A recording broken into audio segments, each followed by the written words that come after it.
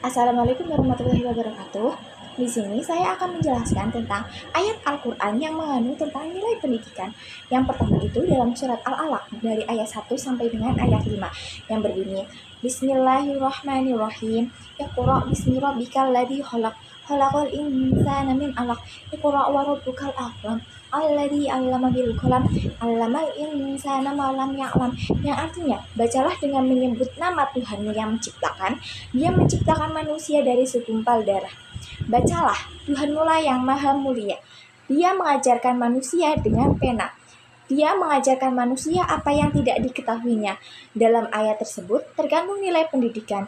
Yang pertama itu perintah membaca dan mencari ilmu. Dalam artian perintah membaca dan mencari ilmu itu, setiap umat manusia dan seluruh umat manusia itu diperintahkan untuk membaca buku, membaca diri sendiri, dan membaca alam semesta, sehingga dapat membaca kebesaran-kebesarannya. Dan proses penciptaan manusia dalam ayat tersebut itu dijelaskan proses penciptaan manusia. Di sini proses penciptaan manusia itu dijelaskan manusia itu diciptakan dari segumpal darah.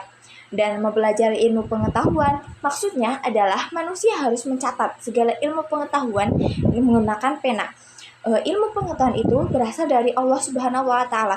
Jadi, semua ilmu pengetahuan yang akan kita pelajari itu asalnya dari Allah Subhanahu wa Ta'ala, dan Allah akan membimbing serta mengajari manusia. Dan ayat yang kedua itu dalam surat Al-Mujadilah ayat 11 yang berbunyi Bismillahirrahmanirrahim.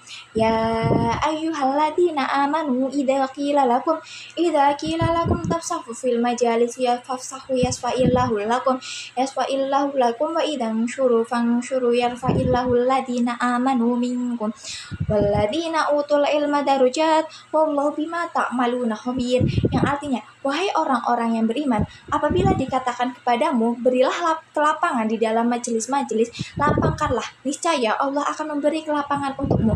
Apabila dikatakan berdirilah, maka kamu berdirilah. Allah niscaya akan mengangkat orang-orang yang beriman di antaramu dan orang-orang yang diberi ilmu beberapa derajat. Allah maha teliti terhadap apa yang kamu kerjakan. Dalam ayat tersebut terkandung nilai pendidikan, yaitu orang-orang berlapang-lapang di dalam masjid. Allah akan memberi kelapangan untuknya. Allah akan meningkatkan derajat seseorang yang beriman dan berilmu, baik di dunia maupun di akhirat. Dan Allah maha mengetahui apa yang dikerjakan hamba-hambanya. Dan orang-orang yang beriman untuk menuntut ilmu menjadi orang-orang yang berilmu. Dan ayat yang ketiga dalam surat An-Nahl ayat 43, yaitu yang berbunyi Bismillahirrahmanirrahim.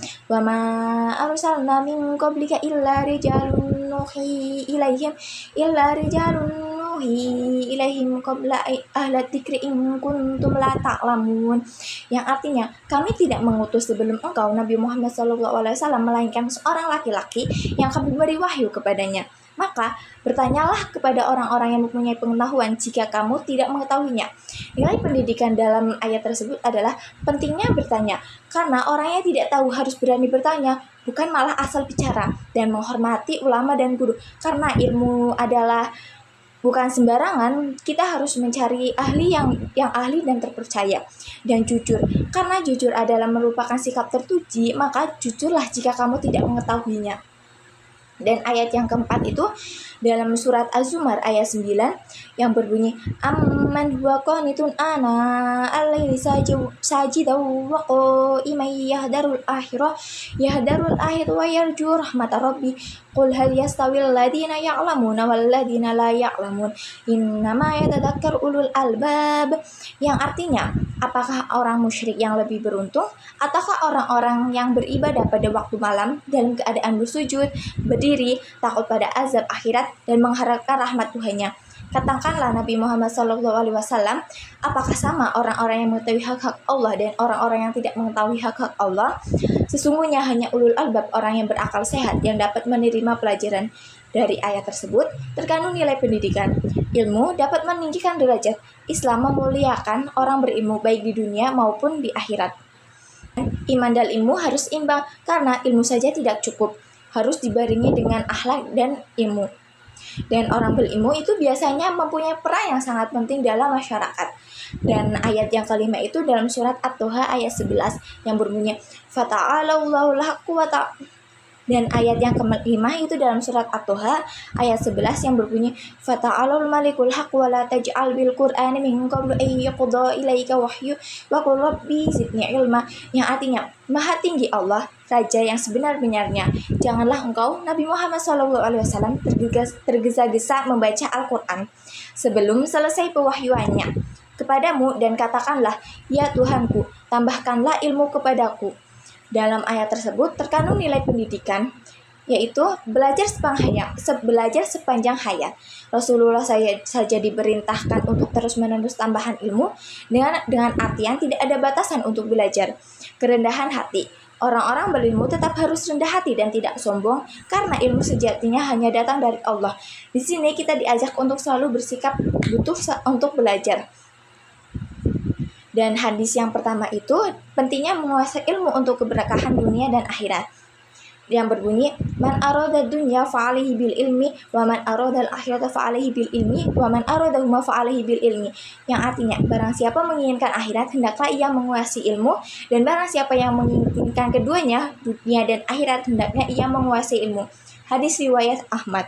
Dalam hadis tersebut terkandung nilai pendidikan, ilmu sebagai kunci kesuksesan dunia dan akhirat. Pentingnya motivasi belajar yang luas mendorong siswa dan umat Islam untuk belajar dengan semangat, karena ilmu memberi manfaat luas, mewajibkan umat untuk terus belajar, menjadi dasar bahwa mempelajari ilmu, agama maupun umum, adalah kebutuhan mutlak bagi setiap muslim. Dan hadis yang kedua itu hadis tentang kewajiban menuntut ilmu. Hadis tentang kewajiban menuntut ilmu yang berbunyi thalabul ilmi faridatun ala kulli muslim, yang artinya menuntut ilmu adalah kewajiban bagi setiap muslim. Hadis riwayat Ibnu Majah nomor 224. Dalam hadis tersebut terkandung nilai pendidikan. Pendidikan adalah hak dan kewajiban semua orang, bukan hanya ulama dan kaum elit lainnya. Mendorong semangat belajar tanpa batas usia atau gender. Pendidikan dianggap sebagai ibadah dan tanggung jawab pribadi. Dan hadis yang ketiga itu tentang pendidikan karakter. Dalam pendidikan karakter yang berbunyi iftahu ala sibyanakum awwala kalimatin bila ilaha illallah, yang artinya ajarkanlah kalimat pertama kepada anak-anak kalian kalimat la ilaha illallah. Hadis riwayat Al-Hakim. Dalam hadis tersebut terkandung nilai pendidikan tauhid, mengajarkan pendidikan tauhid sejak dini. Pentingnya menanamkan akidah keyakinan pada Allah sejak anak masih usia kecil yang dini. Peran orang tua sebagai pendidik utama. Orang tua ditunjuk sebagai pendidik pertama dan utama dalam mengenalkan nilai keislaman, membangun identitas muslim sejak kecil, dan membangun identitas muslim sejak kecil dengan mengenalkan kalimat tauhid lebih awal. Dan hadis yang keempat yang berbunyi menjadi pendidik yang baik. Dalam yang berbunyi kunu rabbaniyina ulama fuqaha ulama wa yuqala rabbaniyuna alladhi yurabban nasa bi khari ilmi qabla kibari, yang artinya pendidik yang santun, ahli fikih dan ulama disebut pendidik apabila seseorang pendidik manusia dan memberikan ilmu sedikit demi sedikit yang lama-lama akan menjadi bukit. Hadis riwayat Bukhari. Dalam hadis tersebut terkandung nilai pendidikan, mengajarkan ilmu secara bertahap. Pendidikan yang benar adalah bertahap dan terstruktur dari hal-hal yang dasar yang lebih kompleks.